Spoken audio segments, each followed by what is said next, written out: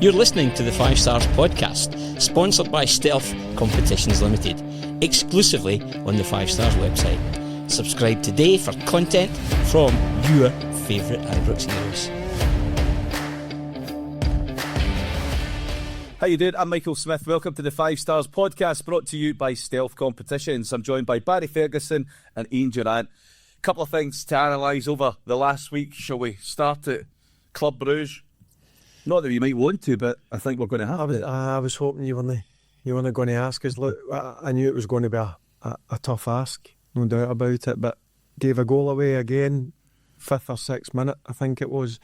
And then once Aarons gets sent off, it's backs against the walls, and you just want to then just settle in and make sure defensively you're solid. But unfortunately, we gave away too many soft goals, and then it ended up 6-0. So, yep, disappointing. To go out the Champions League certainly in that manner. Just talking about that, sending off Ian, it's a silly challenge really, isn't it? Yeah, positional wise, he shouldn't have been there in the first place now, coming from right back away across.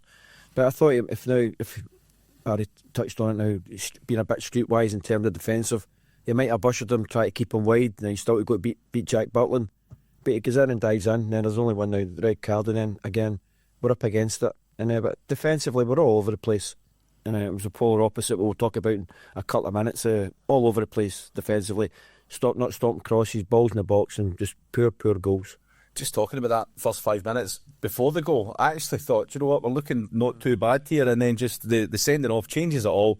But when you're up against that type of opposition, it's going to be difficult for more than 5 minutes. Look, it's important that you go there the first 15-20 minutes, you try and keep them quiet and don't give them any opportunities, but unfortunately they got the opportunity. And when you give a good team that kind of space in the wide area to get the cross in, the guy obviously gets in front of a couple of the defenders, gets the goal, and as I said, it's an uphill struggle there. And then obviously, as I said to you, the sending off doesn't help, because it's hard enough with 11, never mind 10. Back when you were playing in games like that many years ago, when that happens to your team, you get a player sent off, what sort of message is the manager giving you? Obviously it changes the whole system, the whole tactics as to what you've spent your week planning out. Of course, but you need to just stay in the game, because without the game you'll always create a chance, maybe from a set piece or something, but stay in the game. But unfortunately we had what I call a 15-minute debacle where everything went to pot. Now, as I said, defensively, get stopping crosses. And there were soft goals. Now, there's goals we could have probably defended, players getting dragged out of position. And when you analyse it, we get caught too deep, and they just went like bump through us, because they're a good team. They're a very good team, and they picked us off at well. I hate saying it. I'm glad it was 6, because if it wasn't for Jack Butland, it could have been 10, 11. Could have been a few more. He was magnificent again. I mean, he has since the start of the season, even pre-season when he came in. Jack's back to his best. There's no doubt about that. Obviously had a difficult period last season, but it shows you the type of character he is. And Durrant is right. Some of the saves he pulled off, just thankfully we kept it at 6, because it could have been a lot worse. That was a big decision for you last season as well, obviously stepping into that manager role and dropping Jack Butland. Tough. It was tough, because look, I've known Jack for a long time. I was at Birmingham with him. I've always known he's a top class goalkeeper.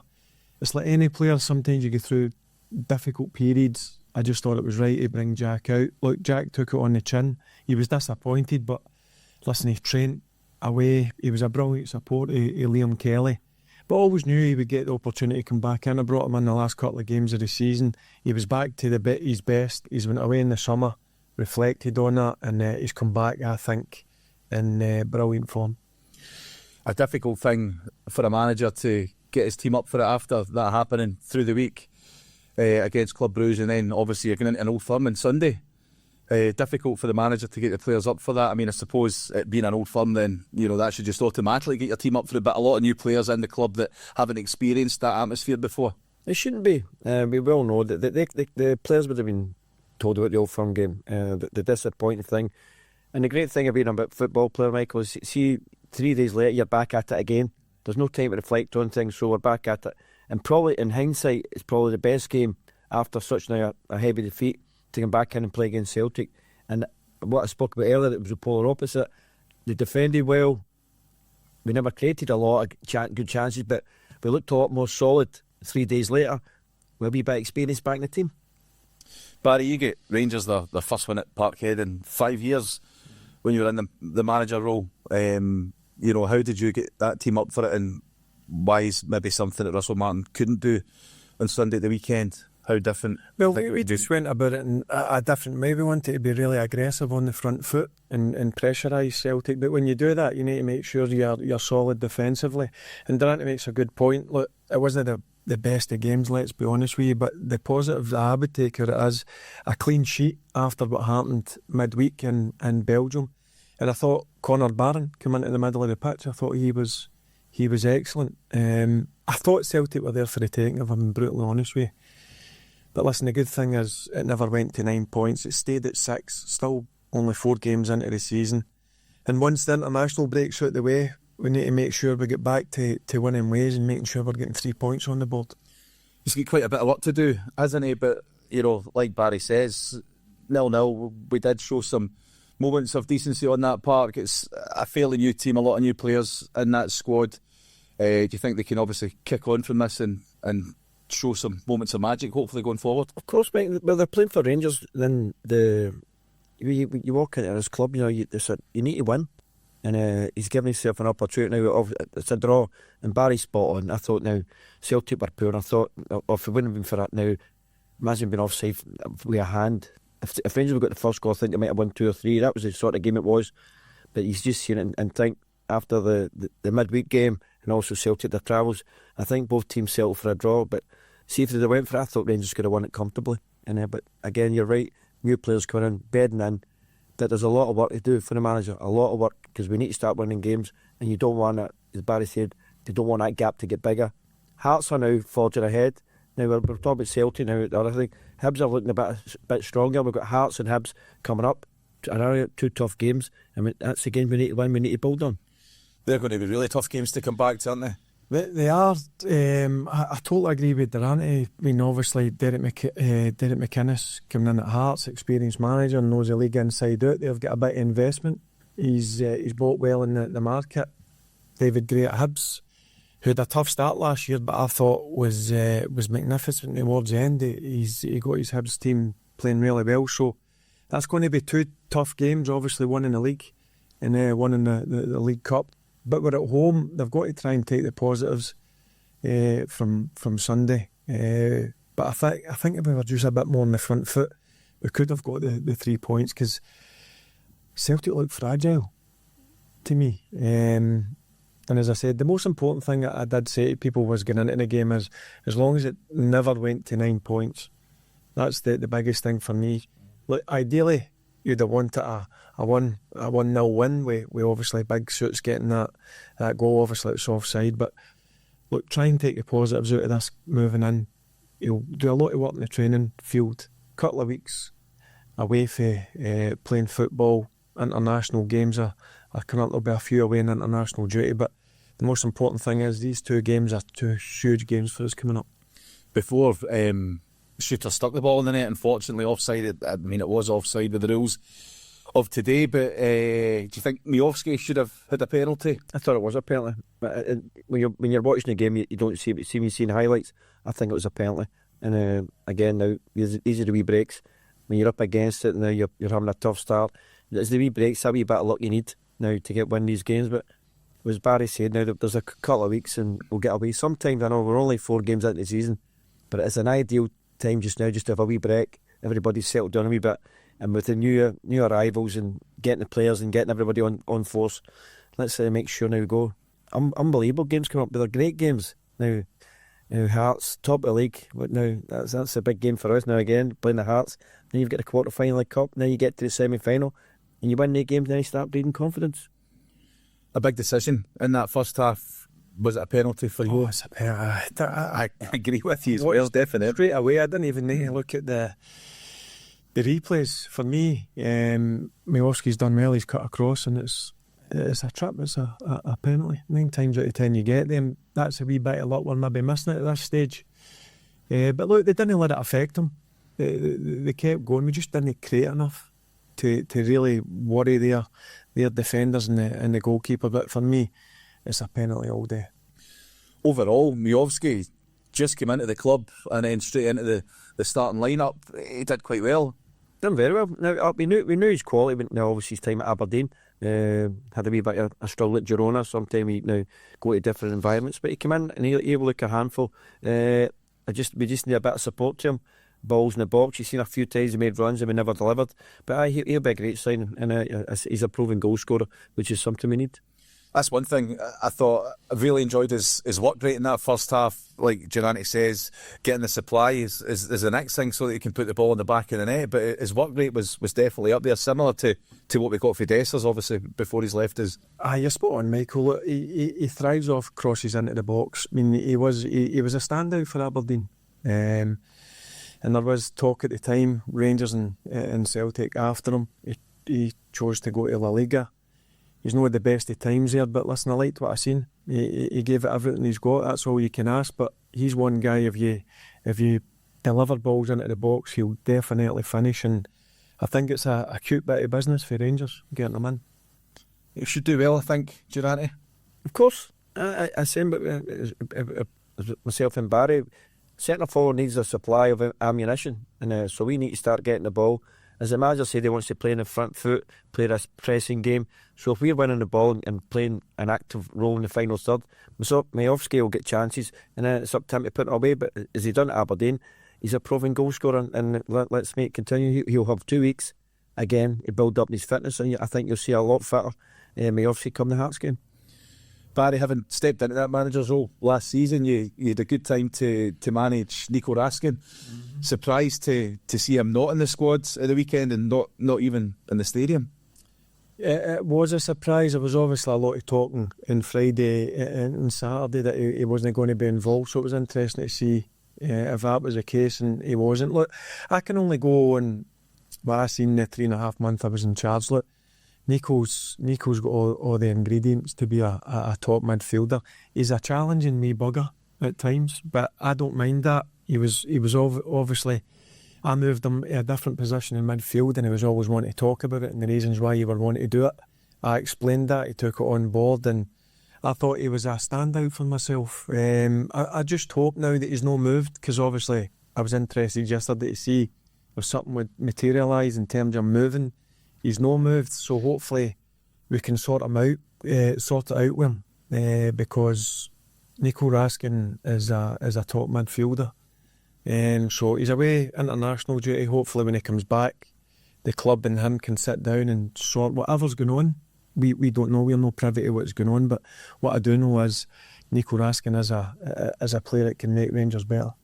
There seems to have been a bit of a breakdown between Nico Raskin and Russell Martin at the moment. Hopefully it's something they can iron out, but he's probably one of our best players last season.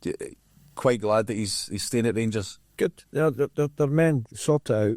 If there's a disagreement, just go and sort it out, because it's going to benefit Rangers. Now, we've lost one, a big player, I think, Dessers. Big player, scored goals, wasn't everybody's favourite, but he was a big player for Rangers. To lose Nico Raskin would have been another double blow, but he's staying, and he wants to fight for position. So let's get together, sort it, because if you want to win things, you need your best players. Nico Raskin is one of our best players, so get it sorted and get playing, son, and get the Glasgow Rangers behind. I mean, that's 100%. Listen, another thing, he's the biggest asset as well. He's a Belgium international. And he showed that we made his debut last year. And whatever's happened, hopefully, is Durrant spot on. His men, hopefully, they can sit down, lock horns, and get it sorted out, because he's a big asset to the team, but also he's a big asset to the club, because he's, in my opinion, he could go on and play wherever he wanted to play. I know when Russell Martin came in, he says Nico's going to do a lot less running than what he did last season. You know, he's focusing him in that midfield position. He's not going to do as much as he did last year to benefit him. But it obviously comes across that he's not that happy with what the gaffer's telling him. Yeah, look, again, I'll go back to when I was in charge for that short period of time. I moved him for the number 6 a bit further forward, and not that he wasn't too happy. He wanted me to give him the reasons why I was moving him further forward, and I gave him and I explained to him. And then he got to grips with it, and as I said, he started scoring goals. His assists were really good. I just think Nico can play in the number 6 or further forward. I really liked him further forward, where he can go and make a difference. He can damage teams. As I said, it's just when you've got that player of his quality sitting out the squad, I would rather we would try and come to some sort of agreement to try and get him back. But listen, that's between obviously Nico and the manager. But I'm like everybody, I'm hopeful that it can get sorted, because as I said, he's definitely a top player. From a top midfielder like yourself, Durrant, I'm not going to disagree with you. absolutely.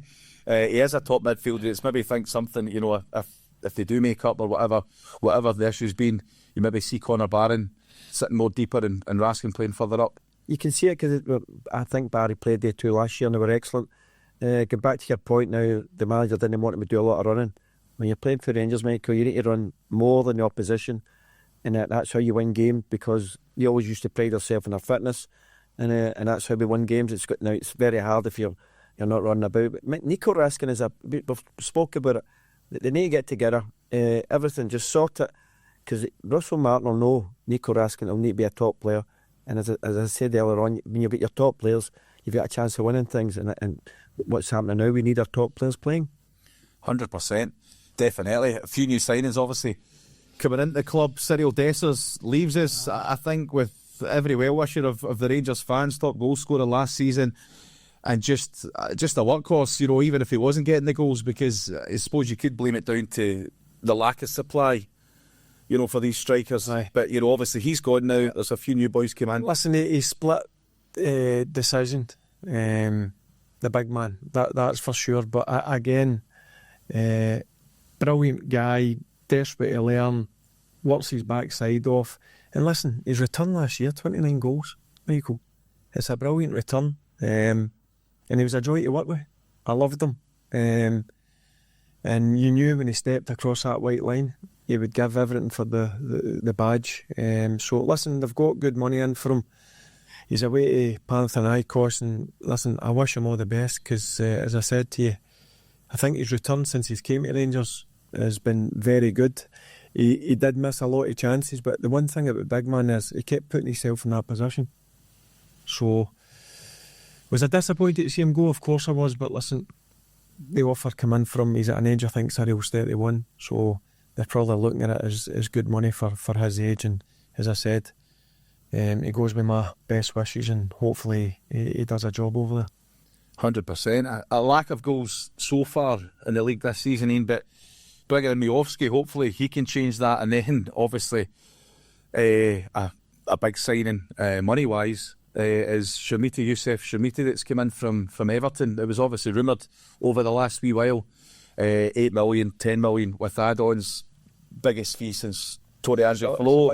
Big fee. No, he comes with the reputation, and just hoping he can hit the ground running. It's a strange one as well, because in the time watching Rangers in the start of the season, Russell's not played 2 forwards. Now he's signed 2 forwards, so it'll be interesting to see what the formation is against Hearts. But like the big man, I'm with Barry. I love Big Dessers. I thought he was great now in terms of everything, his application. I met him a couple of times now doing the hospitality. Lovely lad. And he'll go away to Pathfinder. He'll score goals there. And then we've brought 2 new boys in to replace him, so it's up to him to go and show they can be the top goal scorer, and hopefully they can. But we've touched on it, centre forwards only score goals on ammunition, and so we've got to get ammunition to these boys, and it'll be interesting to see if he does play the 2 of them together at the Hearts game. We've obviously seen a lot of Miovski having played in Scotland before. I mean, I think a lot of Rangers fans would have taken him in a heartbeat before he left, obviously, Aberdeen. Like Ian's saying, bringing in Youssef Shamiti alongside Miovski, did you play them both at the same time, or do you have to play one out of position, or did you play the 2 up front? Well, it's 2 big signings. I think it's, what was it for Miovski, just under 3 million, and with add-ons I think it's up to 4 million, and Shamiti is 8 million. We add-ons up to 10 million quid, so it's he splashed the cash on 2 centre forwards. It'll be interesting to see whether 2 of them will play together. And again, as a centre forward, they live on ammunition. They need balls into the box. So it'll be interesting to see. Look, I know Majorski will do well because he knows the league. Shemiti's a bit different. He's never played up here. He might need a bit more time. But certainly it's exciting bringing two centre forwards in, and then that maybe change the way that Russell might go forward. You'll have been around the club when Tory Andrew Flo. I was here with Tory, aye. Yep. A big fee, 12 million quid. If you actually look at his goals, he does score a fair amount of goals. Big Tory wasn't he an out-and-out goal scorer, but listen, he was a good player, technically very good for his height. The price tag was always labelled against him. That's just one of the things you've got to live with. He handled it well. And let Shemiti's come up here, 8 million with 2 million add-on, that makes it up to 10 million quid. So he'll have a lot of people keeping an eye on him, and people will be putting him under pressure to make sure he scores goals for Rangers. Probably a bit different. Tory Andrew Flo coming in had a bit of a track record before he came to Rangers. Shermiti's not, and let's be honest, he's not scored a massive amount of goals. Even for Everton, was it 24, 25 appearances or something, and not a return, but not a big return. So, how does that price tag on a younger person's shoulders? How do you think they deal with that? I don't think he'll not be dealing with the price tag. It'll be the fans, the supporters. They're looking at a price tag, but he's coming, and as I said now, his stats in terms of goal returns are not good. But now we've just got to believe in him. As I said, now we've signed 2 top class centre forwards apparently. Now, when I say apparently, now we all know Majorski, them the son knows boy for Everton. So we'll see. But again, let's get behind him. He's got 2 weeks to get to know the boys, and hopefully now, as I said, the Hearts game, as I touched on earlier, it'll be interesting to see what he does, because I'd love to see it. If you're going to splash that money, and that's nearly £12 million. If you look at it, and then the add-ons like that to £15 million, that should be for Scotland a superior strike force. As a player, obviously, when things aren't going well for you at the time, results aren't going your way, how do you deal with that as a player? Because there is a lot of outside noise. Back when you guys obviously were playing, there wasn't a massive amount of social media around, but there is now, and it's probably a thing that these young players will look at daily, and they obviously can't help but want to go on and read about themselves or other clubs around. How do you block that out getting into a match? Well, unfortunately, that's just the way it is up in the west of Scotland. Certainly, when you play at Rangers, there's demands and expectations put on you. What you've got to do when you're going through difficult periods is work even harder on the training ground. And if you see one of your teammates maybe struggling a wee bit, get your arm round about him, chat to him like the guys who have been here for a few years and understand the way it is here. Because I always say, you get 10 or 15 minutes here at the start of a game, and then the fans will be on you, because they come here, they pay good money, and they expect you to put performances on. So it's just the guys who have gone through these difficult periods, it's up to the players, their teammates, it's up to the staff, it's up to everybody connected to the club to try and get behind them. And if you do that, then hopefully they'll show that they're very good players. How was that something you dealt with, Ian, back when you were playing, you and your fellow teammates around you? Well, first and foremost, when I broke into the Rangers first team, now we weren't going through a good spell, and it was hard now because the demands of the fans here, as Barry says. But you've just got to go and play. As simple as now, the badge that carrying on that jersey, it's sometimes a wee bit heavy to carry, but it's now. I hate getting it's still thing I'm talking about now. When you're playing for Glasgow Rangers, just take it on board and just enjoy it. Because now that stadium out there, it's a theatre, everything, just go and play it. Now, there will be tough times, but just shut the door, open another door, go through that door, and keep playing again. Everything just now, we keep going on about this now, start of the season, but it's only 4 games, and it will take care of itself. We'll bed in and just go and play. As I said, it's a matter of time before it clicks, and then when it does click, you'll see this place. This place will be absolutely jumping once we get it going. No, I said to him, Michael, last year when I come in, I was like, go and embrace it. What a place it is to play. It's a difficult place to play. Durrant will tell you that. As I said, there's demands that are put on you, but there's no better place to play your football. When you go out, all the fans are looking for is you give them 100%. They can accept sometimes where playing as well as they would like, or sometimes you'll have difficult results. But listen, see if you go out there and give it everything you got, the fans will get behind you.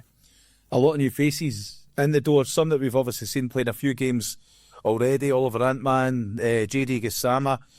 He was a bit quiet on Sunday, but I mean, what he's shown in previous matches, he's looked quite good, and he's probably the one that will deliver his moments of magic. He looks like a difference maker, that's for sure. Look, he was quiet, as you mentioned, in Sunday, but from what I've seen, I really like him. He's one of the ones where one-on-one he's just very direct. That's what you want to see for your wide guys. Antman had a brilliant start against Pilsen.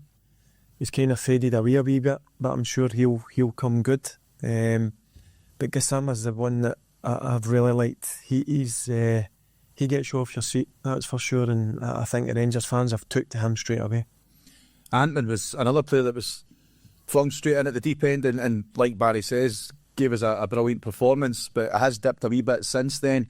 What do you think is causing that? Is it just come to the club, and obviously you get the adrenaline, your first game, everything on the front. It'll take time, but you'll be okay. The good thing about they've seen the boys at the weekend there, it was the amount of work they were doing back the way, which now we've not seen the last few weeks, and that takes luck. But you want Gassama, you want obviously Atman when he come on, we Mikey Moore, you want him in the final third, but they were doing a shift, and it took a lot out of them. It wasn't, Barry said earlier, it wasn't the greatest game, but the energy the boys put in, and now you've got to remember the ages of these boys, and it took a lot out of them. Wee Barron, now he ran himself into the ground, and he was magic, and then he emptied, and then you just in the game went flat after that. He was the energy, but these boys will come good, and see that get now having that Old Firm game behind them, they'll know what it's all about now. 100%. Lyle Cameron's been quite good since he's come in as well. I always liked him at Dundee. He always stood out for me. Technically really good. I actually spoke to him in Sundays. He got a calf injury against Bruges, but he just looks to be excited to be here. He looks as if he's desperate to do well. That's what you want to see, and it's good to see Scottish players come for other clubs, because sometimes I think there's a bit of an ignorance that you don't really go for the Scottish players, but he's certainly one that I think can have a bright future. Just a good example is Connor Barron. Last season I thought he was really good. He's been out it this year, brought back in Wednesday night and actually played wing back. Done a job for you, but I thought in the middle of the park the wee man was exceptional. How important do you think it is having these guys like Connor Barron in that have experienced the Scottish League to pass that on to these other players coming from other countries to come and play in Scotland, to teach them about the Scottish game? Well, you've got they'll know about the Scottish game anyway, because now it's high profile now with the signings, but your experienced ones to have Big Jack, Big Suits, they'll be now in the dressing room, they'll be the vocal ones. Barry no better, he's worked with them, and they'll teach him, but there's no better way to teach yourself in playing. So if you're playing well, you'll be in the team. I thought Lyle Cameron was a miss for us on Sunday, because I thought he might have got in touch with Miovski. Now he breaks forward, he goes into the box on it. I just thought the big man was a bit isolated at times, as I said. He thrives on balls coming in, and I thought with Lyle Cameron, but Barry was right. Barry came in, and what a shift he done. And they're similar, but it looks so wee Cameron gives you a wee bit more in the final third, which I thought they'll be missing Sunday.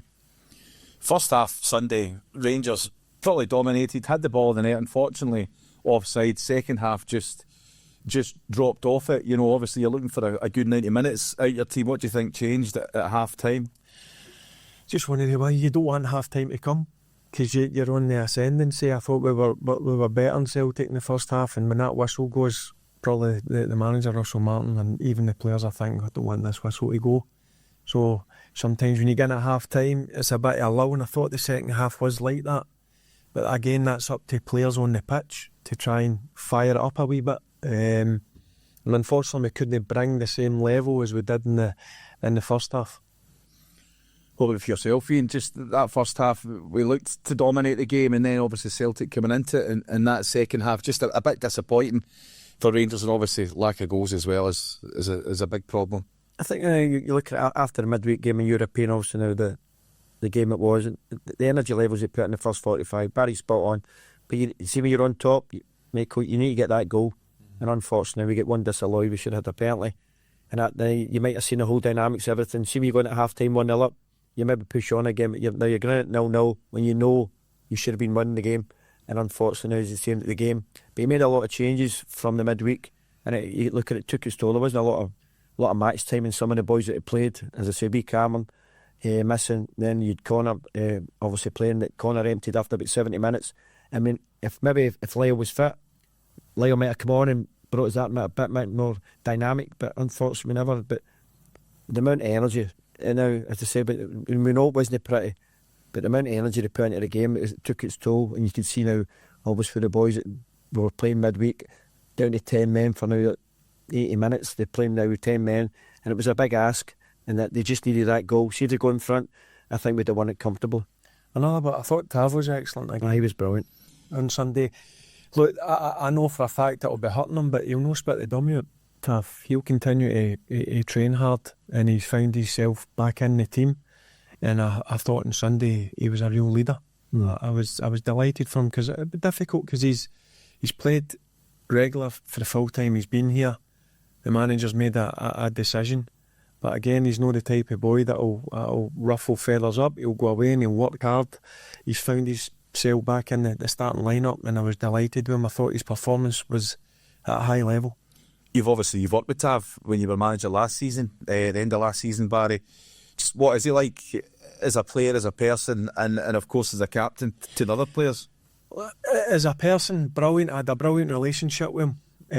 I asked him to play various positions for me, whether it was right back or wing back, or he played in a 3, right side centre back, a 3, and he was brilliant there for me. I can see him playing there as like me saying this, as he's getting a wee bit older. But I tell you what, he's a boy who'll put himself out for training every single day. He's always available to play, whether it's a difficult result or as a captain sometimes you get a wee bit of the flack, but he doesn't hide away from it, and he just gained my respect big time, and he was so important, and he was an absolute joy, similar to what I said with Cyril, an absolute joy to work with. Few problems at the back in some of the games. Obviously the first goal against Club Brugge at Ibrox, a bit of miscommunication between the keeper and the defender. How important is it, you think, that Suter obviously looks to be a favourite in there at centre back, the likes of Giga coming in as well, and Emmanuel Fernandez, just having them at the back? How important is it that they strike a quick relationship up with the centre backs? Your back four's defending, and you're not losing games. Okay, we drew, but Giga and Suter were excellent against Maeda and their new signing Celtic, and they were great. But getting back to Tav's a proper pro, always there. His stats don't, now you can't head away from his stats, and that's the most important thing. Then we're going to be left back tucking in. He be gaining experience, and the main thing, Big Jack's back in form. So if you get a solid foundation, then you can go and work on things. But throughout now, it was an excellent getting a clean sheet on Sunday. After now, obviously what happened midweek, the scoreboard nearly blew up, but that was another. So, but these things, so they're good, and if they're playing a lot of time together, and then you'll see now the benefits of getting out. Have a strong back. Rangers have always been built on a strong back four, good defenders, good centre halves. Now you don't want to go back now the records now who they played there, but that was the foundation. And as I said, if you've got that solidity, it lets other people go and express themselves in the final third. And we brought in the big boy for Marseille. Yeah, exactly. Yep. Left side, Cornelius, left side. That maybe bring a bit of balance as well. Sort of interesting to see going forward, because obviously he's a Canadian international. He's got good experience, so he's went and strengthened there. So that then brings competition for places, which I think you need throughout the full team. Obviously, international break now. A lot of players coming into the club, during this time. Not all will be away on international leave, so will they be in and around the club, training and physio and everything else, players that maybe aren't away? I'm sure the manager would give them a few days off to go away, because it's been a tough start. A tough start to the season, obviously. 4 draws, getting put out the Champions League, so sometimes it's good just to get away from your teammates for 3 or 4 days, spend a wee bit of time with your family, come in refreshed, and then ready to hit these next group of games. And also with the new players coming in, a bit of training, getting to know the environment, getting to know their teammates better. So I'm sure he'll give them a few days off, but also they'll be in and making sure they're working towards the big couple of games that we mentioned, Hearts and Hibs. Obviously, the manager doesn't go on international leave. He'll not stop working, especially after the start of the season. You wouldn't expect him to. How's he dealing with these players? How's he getting them up for it? The players that have just come into the club, what's he telling them? Obviously it'll be a bit quieter before the full team are back training. What sort of message is he getting across to these new players? That's his job. Manager Rangers now. He'll know the implications, he'll know the boundaries. We need to win all the games. But sometimes now, as a player, you just want to keep playing all the time. But I think in the recent weeks, obviously, the way we've started, there's been a lot of new players coming in. This wee break might be the benefit of everybody. Just go away now, recalculate what you're doing and get that wee break. I think the manager needs a wee break just now, so he'll go away. But as Barry said, a couple of days, then come back in, because the next 2 games are massive, absolutely massive. In terms of now you're playing now the teams at the top of the league, then you get the chance to get into the semi-final of the cup. And as I said, that if you win these 2 games, that just breeds confidence. But sometimes a wee break's good. But they'll be back in it, and our main focus is let's go and beat Hearts. Then we'll take the next game after that, which is Hibs.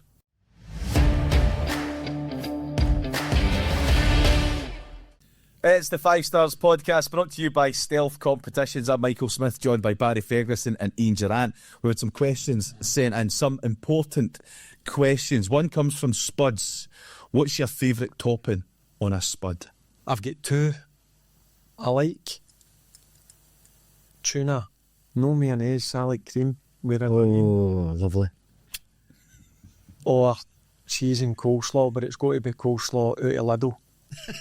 The deluxe one. Oh, I'm going to guess you like Aldi. Right. That's bad too. That's my. Durrant will be like the Spud man out with the wing Weekend soon. I'll be very surprised if now we're getting the Spud man a wee shout out here if we're not getting Caesar Minottis next week with Lidl coleslaw and cheese. I love baked beans and tap by Caesar Minotti. Oh, I love it. Just split it. Wee bit of garlic butter. Let it sit. Baked beans and tap. Oh, in fact, I'm going to have that tonight. You know that. I'm having that for my dinner. Tuesday night, Caesar Minotti, garlic butter and beans. Delicious. What's yours? Oh, I've got to go for. I'm pretty basic. In fact, no, there's one actually. But haggis on it. Away you go, man. Haggis with pepper sauce over the top of it. Brilliant. Right in the head, man. It's fantastic. Right, it's a potato, no a steak. I'll have a steak with it as well. It's a side. I didn't get built with this for nothing, by the way. I just about to say that. Honestly, God, man.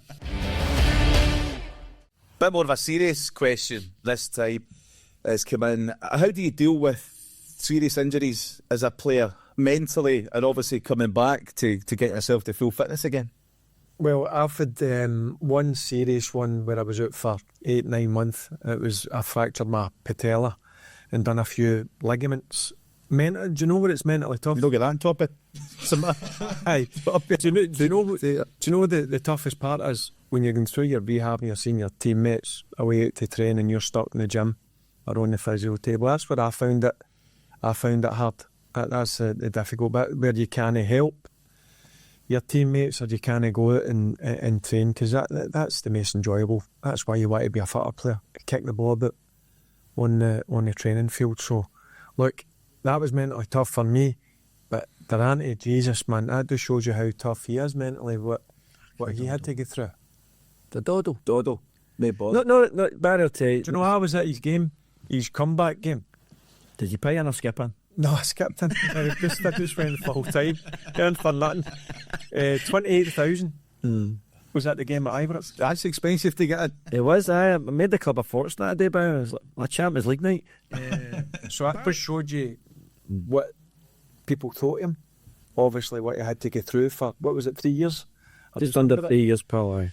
So it just showed you what people thought of obviously, what you have to get through that 2.5 years. Because back when Durrant was obviously, when he got his injury, it's not that it is now. You know, everything's moved so forward in terms of operations and the way they do things. But for him to come through that and then just to go and watch with 28,000 fans to see him step back on the pitch, it was brilliant to see. Coming back from that, Durrant? Yeah, it was hard. Obviously, and Barry will tell you, see as a player, you think you're going to get back quicker. But now, sometimes it takes a wee bit longer. And unfortunately, for 2.5 years, as Barry said, I was watching the players go training, I was watching the players play on a Saturday. And that gives you the desire, because you want to get back playing again. and now you set yourself goals, and you set your now. And my aim was just to go and get back playing again, and I did. And now it was unfortunate what happened. It was a car crash I was in, but I just wanted to play for Rangers it was taken away from me. But I got it back, and I end up, as we talked about earlier, I get back playing, winning leagues, winning cups, playing the Champions League. So watching this week, Mucker get back playing. I'm sure, Janet, it was the same. I had to go back in for another 2 operations because I was getting to a stage where I was running, and then my knee was just, it wasn't right. I had to go back in, get some of my wires took out, start it going again, virtually ready to play with the first team, and then it was just still, there was something else on the other side. Back in for another operation, and then sometimes you think, when's this going? Is this always going to be like this? But thankfully, you just get through that wee period, and then that first game, you get back, you're just wanting to get that first tackle, that first touch of the ball. But mentally, I went through a lot, but Jesus Christ, man. No, we both went through a lot, but our main aim was, he with the distinction, he'd come back, obviously captain the club and captain Scotland, the amount of trophies won, and that was just my aim.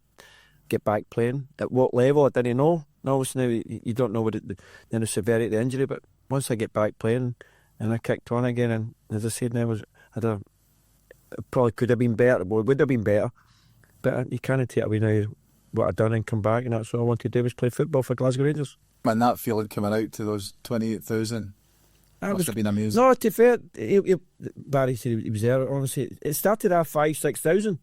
Next minute, they're coming from everywhere. Now, everywhere I'm going. If it wasn't bad enough, now you're under peak. Now your first game back after nearly 2.5 years, going on 3 years. And then there's now. I was the third highest attendance in Britain that weekend, and a reserve game against Hibs. Only Man United Liverpool beat me. But that just shows you what people taught him. Oh, 100%. And what people realised what to get through it, to get back to play on the pitch again. And I remember saying to Graham Souness the Monday if I was getting a bonus for the attendance, because I think it was maybe 100,000 or something in terms of money they made that day. And I got a tenner. Remember the tenner in the reserves? Tenner win bonus. That's what it was. I tell you, win bonus. Yeah, Souness went like, get out the door and just shut the door on me. And then he did say, glad to see you back. I goes, oh, thanks. A tenner win bonus taxed in, 7.30. Oh, wait, there you go.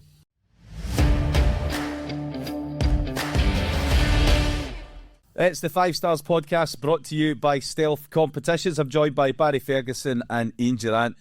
A massive amount of games coming up for Rangers. Hearts, Hibs, Livingston, Genk, back in Europe again. Obviously, a lot to prove in that game, given the recent result against Club Brugge.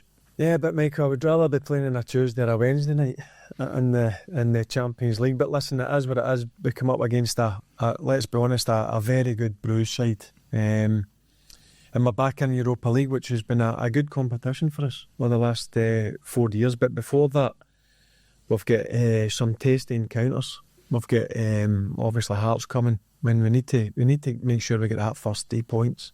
4 draws, 4 points. We need to get the first win on board, and then making sure that we get into the semi-finals.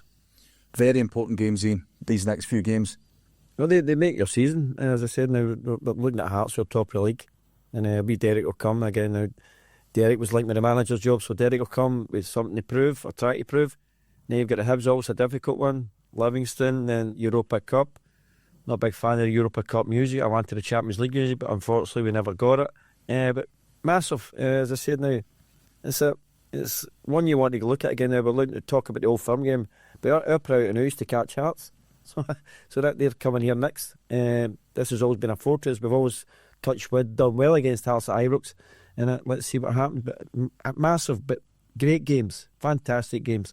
We look at some of the teams we're going to play in Europe, which will be later on. But now, Hearts, Hibs, and Livingston, tough games, but games you can win. Like Barry says, you've done well in Europa League over the last few years. Lucky to get to a final, a quarter-final. Obviously, as you say, as a player, the difference from playing in Champions League compared to that at the moment, it's obviously still big for our current players playing in Europa, but as a player to have played in big games like that, what's it like? I don't know, you always want to play against the best. We were talking, before we went on air. We used to sit and watch the Champions. We were in the Champions League. We used to sit and now watch the draw as everybody does. Now we see who you get. And it was the group stages then. And the Elgin, Walter, he always wanted Real Madrid, right? And we used to look at him. Now he just wanted to go to the Bernabeu with Rangers. And now that's, imagine that. Now Barry's played in I've played in massive games against European teams, and you can't beat it. See walking out that chat, see that music at the start.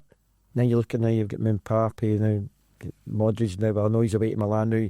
See me look at now players in the tunnel. Just you want to play, and I'm no disrespecting Europa Cup. It's great, but he's playing the Champions League and play against now the best team in the world. That's where you want to be, and unfortunately, we'll get there next year once we win the league. So we play the Champions League next year, so it'll be fine. Perfect, absolutely. And you know what comes with that as well? It's the finances. Yeah, absolutely. You know, that maybe stop some of these loan signings and things. You could actually get out and bought a fair amount of players. Aye, but they're anti-spot on. I mean, just that music when you're lining up, you can't beat it. That's where you want to play as a player against the best teams, the best managers. You go to the best stadiums. That's what it's all about. But listen, unfortunately, we didn't get there. We're in the Europa League. That'll still bring a bit of finance into the club, but that's got to be our aim. We're a Champions League club, and we need to make sure quickly that we get there, and the only way you're going to get there is by winning the league. But even at that, you need to still play a qualifier. It does. It gets tougher and tougher. And it started obviously not bad, just couldn't get over the line with Club Brugge. And it's still a great host of European games coming up for us in the Europa League, and you know, what it's like under the floodlights at Ibrox for these particular games is incredible. Great. The great nights. Now the European nights are fantastic, and we look as though we'll get a good draw in terms of the teams we can play. But again, you need to win these games now. The format now is game after game after game, and you've always got a good chance, and that'll bring a bit of revenue into the club as well. So games we want to look forward to. But as we said, on the flip side, we want to be Champions League, but unfortunately, we've been a Europa Cup, which in the last few years has been very good to us. You experienced some of it as a coach with Rangers under Walter Smith, getting sent to the new camp to see how Barcelona are playing. And I mean, how do you get that information back to the gaffer? Well, I can't say on air, but with their front three, Messi, Ronaldinho, and Terry Henry, I thought they were under the cosh a wee bit. And, no bad front three. When I said to you, I gave big Sasa Papas his itinerary about Messi. Big Sasha fainted, but that was another story. I mind that right. We played against Barcelona here. Okay, now the gaffer. Now we get called for parking the bus, but now Sasa Papas was unbelievable against Messi that night. Now you find out how now Sasha could handle it, and we done it really well, and it was great. And they've great. See when you look at now, as I said, see you're in the tunnel, and you see a Messi, a Mbappe now. And Modric now, all these players now, you want to go and play. Now you want to make sure you're in that start lineup, and that's the way it should be. But great games. Europe said it's brilliant. Now you're away and you're playing. Now you are playing against the best, and you want to test yourself. The atmosphere in European nights here is unbelievable. But I remember the Leipzig game. No, what was that, about 3 years ago? Yep. I shit myself. I was up in the club bar. Seriously, I thought it was going to collapse. It was phenomenal. Absolute bouncing. One of my biggest memories actually of doing the PA announcer is getting to play the tunes as well. You know, so you're playing I'm Feeling It. You're playing the John Lundstrom song, which was just incredible. And where we sit, just behind the dugout, the actual ceiling in the PA booth was bouncing. I know. I was the envious of him. Now, we see, obviously Barry being the captain, or I never actually went through that role, but it was good. And you see now one of the boys, you know, and there's Captain Rangers in the tunnel, and I must know how he felt. Honestly, the pride going down that tunnel where knowing you're going now, and you see now you go out the tunnel, boof, it just hits you. Imagine being a captain. He lived the dream. You know what I mean? You did, Barry. You did live the dream. Captain your team, you've managed your team. Just how does that feel, having grown up a Rangers supporter all your days and then getting those opportunities? Stuff dreams are made of. To lead your team out was just amazing. But to stand at the sidelines as a manager, beat all that, I'll be honest with you. Especially when you go to Celtic Park and win. Absolutely. Well, I done it once. It wasn't very good for me, but I mind, didn't I? And I remember talking about European night for the Badge because you're feeling it. Yeah. Aye. And that was a tough one because we went there and we were brilliant, but I knew they were a good team. They had players and it was going to be a difficult night, but just to see the boys just get through it. And we're in penalties. And then when the penalties, bang, you put that music on and we were just going absolute mental on the pitch. It was brilliant. What a CV. We always knew he was going to be a player and a half. And now he's looked around, he's Brendan Rodgers, done. Mourinho, done. You're a jammy wee son, so you know that. I can't remember the Dunfermline manager's name, but he done me.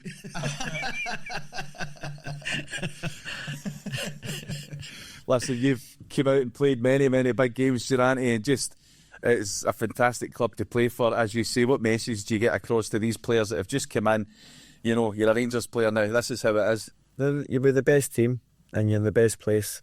Barry used the word embrace it. Aye. Just embrace it, take it on board, and see that badge, don't let it get heavy for you. Just go and play and enjoy yourself. Aye, so lucky to be at a club like this, because I know a lot of people who have came and maybe no have done as well as they wanted to do and they've left and they've regretted it, because it's the best place to play. How different are you telling the players from a captain's head to a manager's head for these particular games? Is it a total different approach?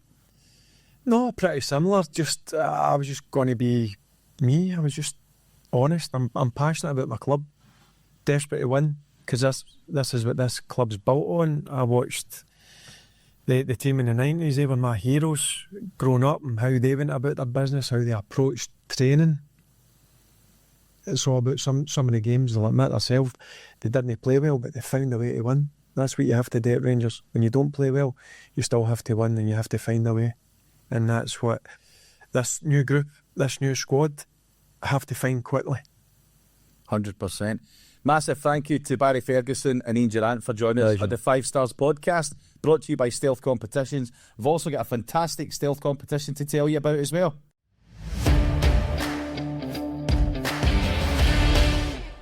Hi guys, we are back again with yet another exciting opportunity for you. For just 99p, you could be winning a private lunch for 3 with the one and only Barry Ferguson. All you have to do, head over to www.stealthcompetitions.co.uk and grab your tickets now. You're listening to the 5 Stars podcast, sponsored by Stealth Competitions Limited, exclusively on the 5 Stars website. Subscribe today for content from your favourite Ibrox heroes.